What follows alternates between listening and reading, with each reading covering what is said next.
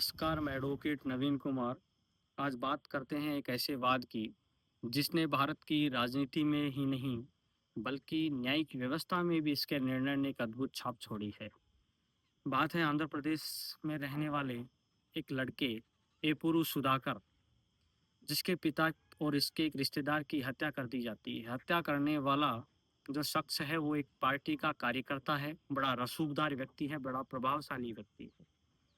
उसके ऊपर 302 में हत्या के मुकदमे में एफआईआर होती है, लेकिन इसे गैर इरादतन हत्या दर्शाते हुए उसे 10 साल की सज़ा सुना दी जाती है।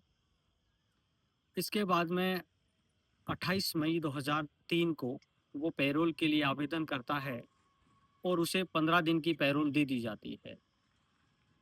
लेकिन वहाँ की कानूनी व्यवस्था भंग होने के अंदेशे के कारण उसकी पैरोल को रद्द भी कर दिया जाता है।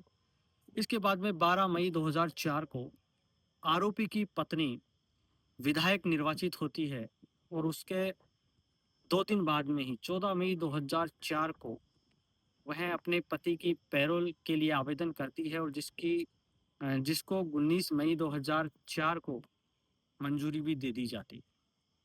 ये पैरोल की जो समय अवधि थी ये 15 दिन की थी।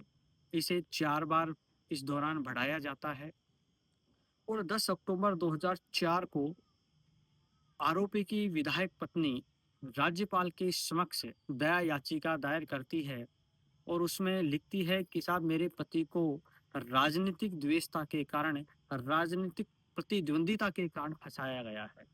मेरे पति ने ये हत्या नहीं की है।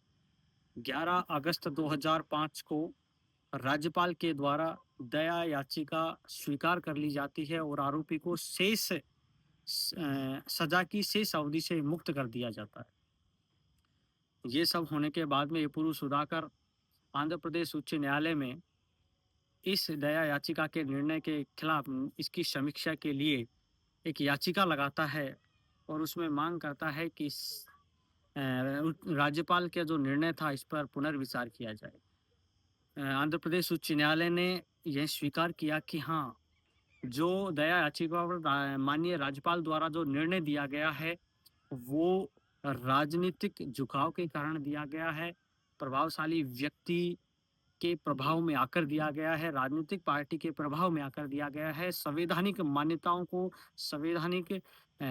को ताक पर रख कर दिया गया है।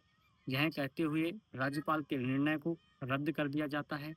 इसके बाद में यह मामला सुप्रीम कोर्ट में आता है और सुप्रीम कोर्ट में भी इस वाद को जब सुना जाता है तो ये माना जाता है कि राज्यपाल ने जो निर्णय दिया वो राजनीतिक लाभ पहुंचाने के लिए, राजनीतिक पार्टी के झुकाव में आकर दिया, राजनीतिक दबाव में आकर ये निर्णय दिया।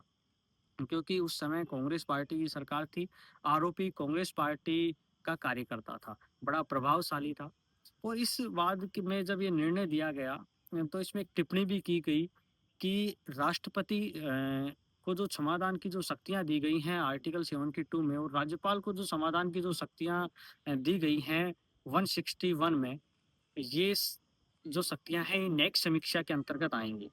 इनका रिव्यू किया जाएगा। यदि राज्यपाल और राष्ट्रपति राजनीतिक संवैधानिक मान्यताओं को ताक में रखकर जाति, धर्म या पैसे या राजनीतिक रसूखदार के प्रभाव में आकर यदि इन पर फैसला देते हैं तो ये बिल्कुल न्यायिक समीक्षा के अंतर्गत आएंगे। और यह कहते हुए इस मामले में जो फैसला दिया गया था उसको रद्द कर दिया गया, राज्यपाल के फैसले को रद्द कर दिया गया और मामला पुनर्विचार के लिए लौटा दिया गया।